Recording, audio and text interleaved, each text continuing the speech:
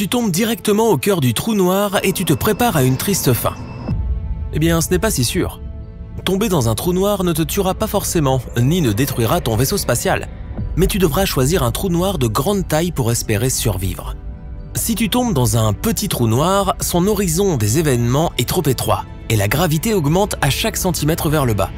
Donc si tu mets ton bras en avant, la gravité au niveau de tes doigts sera beaucoup plus forte qu'au niveau de ton coude. Ta main va donc s'allonger et tu ressentiras une certaine gêne, voire une atroce douleur. Mais ce n'est pas la même histoire si tu tombes dans un trou noir supermassif comme ceux qui se trouvent au centre des galaxies. Ils peuvent être des millions de fois plus lourds que le Soleil. Leur horizon des événements est large et la gravité n'y change pas aussi rapidement. La force que tu ressentiras sur tes talons et au sommet de ta tête sera donc à peu près la même et tu pourras aller jusqu'au cœur du trou noir. Et voilà, ce mythe a été déconstruit. Le suivant prétend que nous pouvons sauver la Terre d'un astéroïde géant en le faisant exploser avant. Le scénario est le suivant. Un vaisseau spatial atterrit à la surface de l'astéroïde. Une équipe d'astronautes y perce rapidement un trou, y laisse un colis piégé et s'envole. Et puis, boum! L'astéroïde va effectivement se briser en plusieurs morceaux, mais va poursuivre sa course vers la Terre. De gros morceaux vont tomber sur notre surface, causant de gros dégâts. La mission est un échec. Pour sauver la Terre, nous avons effectivement besoin d'un gros boom. Non pas à l'intérieur de l'astéroïde, mais juste au-dessus de sa surface. Lorsque le boom se produira, la force de l'explosion poussera l'astéroïde légèrement vers le bas. Même un léger changement de trajectoire serait suffisant pour que l'astéroïde passe au large de la Terre. Mission accomplie. Oh, et si on provoquait un gros boom sur un astéroïde, on ne pourrait pas en entendre le bruit. Dans les films, on entend toujours le bruit des vaisseaux spatiaux et des batailles dans l'espace. Mais ce n'est qu'un mythe. Le son est une onde qui se propage à cause des vibrations des molécules. Une personne applaudit à quelques mètres de toi. L'onde sonore commence à pousser la première molécule d'air à côté du claquement, puis la deuxième, la troisième, et ainsi de suite jusqu'à ce que l'onde atteigne ton oreille. Pour propager le son, il faut des molécules comme celles de l'air ou de l'eau. Dans notre atmosphère, les ondes sonores se propagent très bien, mais l'espace est un vide, donc il n'y a rien. Tu peux taper bruyamment des mains, il n'y aura tout simplement pas de molécules capables de vibrer et de transporter ce son. Encore un mythe sur les astéroïdes. Il va falloir aller un peu plus loin que l'orbite de Mars. Nous voilà dans une ceinture d'astéroïdes et nous devons constamment esquiver des rochers géants et des blocs de glace. Nous sommes entrés dans un nuage dense d'astéroïdes. En fait, non.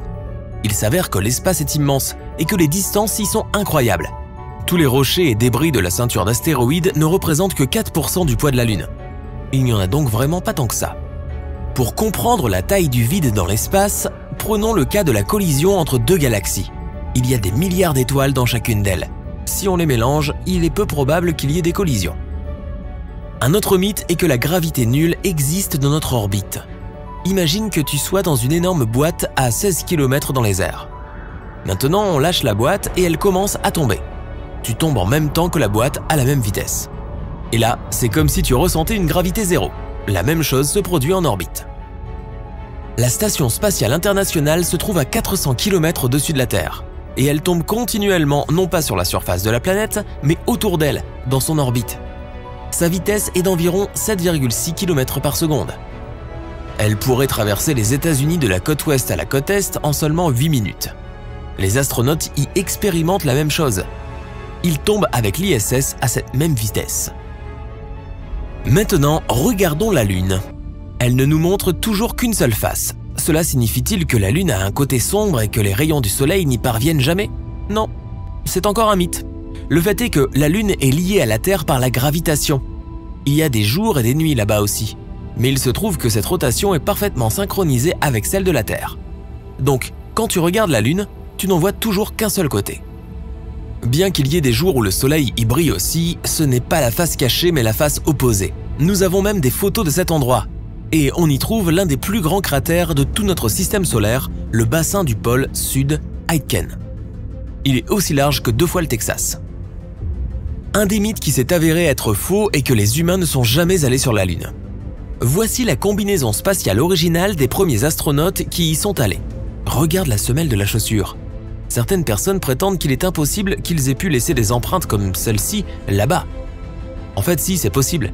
Sur la Lune, les astronautes portaient des bottes supplémentaires par-dessus leur combinaison et leurs semelles correspondaient parfaitement aux empreintes de pas sur la Lune.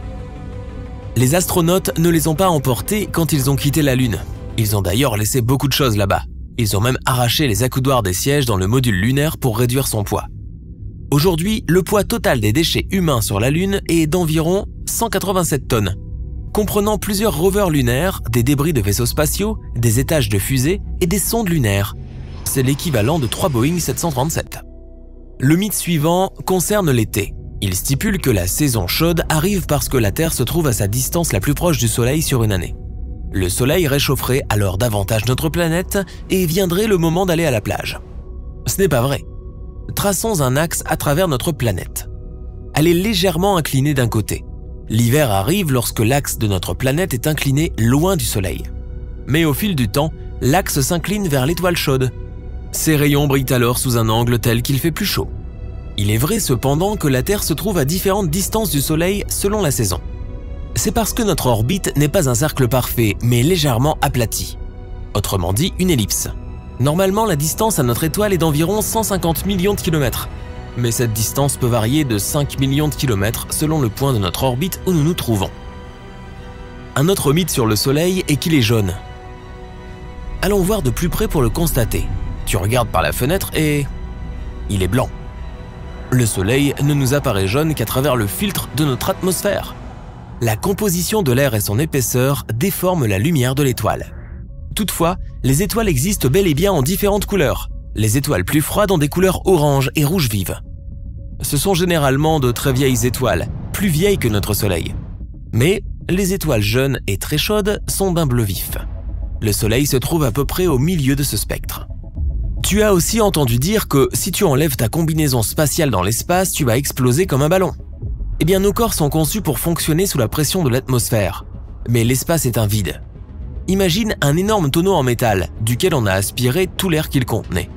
Ajoute à cela une température de moins 270 degrés Celsius et tu obtiens les conditions de l'espace. Si tu te mets dans ces conditions, toutes les poches d'air de ton corps, comme tes poumons par exemple, commenceront à se dilater. Tu pourrais donc vraiment exploser comme un ballon si tes tissus n'étaient pas aussi élastiques. Mais ils s'étirent et se plient, si bien que tu gardes la forme de ton corps.